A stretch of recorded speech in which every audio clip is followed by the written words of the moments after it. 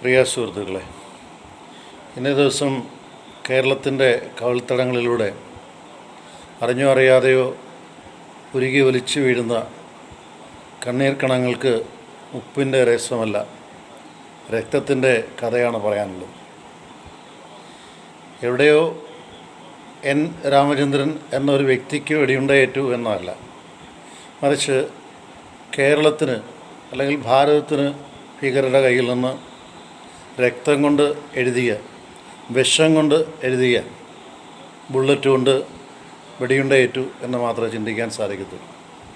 ഇത്തരുണത്തിൽ കേരളത്തെക്കുറിച്ചൊരു കാര്യം എടുത്തു പറയാൻ ആഗ്രഹിക്കുന്നു.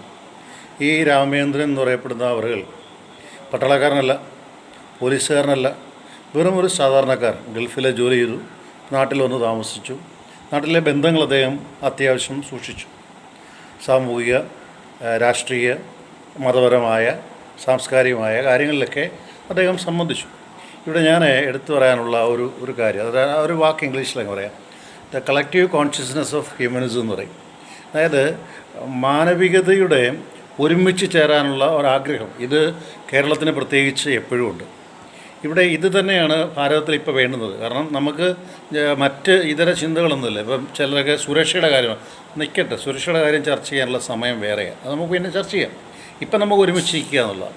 അപ്പോൾ ഇവിടെ ഈ കളക്റ്റീവ് കോൺഷ്യസ്നെസ് ഓഫ് ഹ്യൂമനിസം, അല്ലെ ഡെമോക്രസി ഞാൻ പറഞ്ഞില്ലേ, ഹ്യൂമനിസം, മാനവികതയുടെ, അപ്പോൾ ഇത് ഭാരതത്തിന് പ്രത്യേകിച്ച് കേരളത്തിന് ഉണ്ട്. ഇവിടെ താണ്ട ഇപ്പോൾ ആ ചങ്ങമ്പുഴ സ്മാരക സ്ഥലത്ത് എത്ര ഒഴുകിയെത്തുന്ന ആളുകളുണ്ടോ. ഇവിടെയാണ് നമ്മൾ എപ്പോഴും ചിന്തിക്കുന്നത്, നമ്മുടെ കൂട്ടത്തിൽ ഒരാൾക്ക് എന്തെങ്കിലും പറ്റിയാൽ ജാതിക്കും മതത്തിനും രാഷ്ട്രീയത്തിനുമൊക്കെ അതീതമായി ഒരുമിച്ച് നിൽക്കുക എന്നുള്ളതിൻ്റെ പ്രകടമായ നിദാനമാണിത്.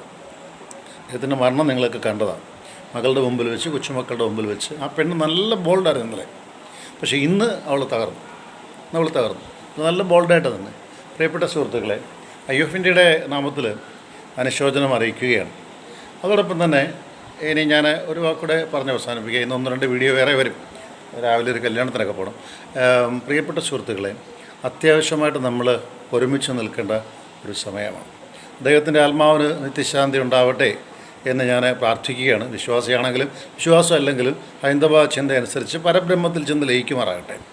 ഇനിയും ഇങ്ങനെയുള്ള കലാമിറ്റീസ് ഉണ്ടാവാതിരിക്കാൻ നമുക്ക് പരിശ്രമിക്കാം. കൊല്ലും കൊലയൊക്കെ ഒരുപാട് കൂടുന്ന നാടാണ് കേരളം. എങ്കിലും അദ്ദേഹത്തിൻ്റെ ആത്മാവിനോടുള്ള കടപ്പാടും അദ്ദേഹം ഈ ലോകത്തിൽ നിശ്ചലമായി തന്നിട്ടുള്ള അദ്ദേഹത്തിൻ്റെ മാതൃകാപരമായ സാമൂഹിക ജീവിതവും നമുക്ക് ഓരോരുത്തർക്കും പാഠമാകട്ടെ എന്ന് ഈ തരുണത്തിൽ ആശംസിക്കുകയാണ്. ദുഃഖിതരായ കുടുംബ അംഗങ്ങൾക്ക് അനുശോചനം അറിയിക്കുന്നു.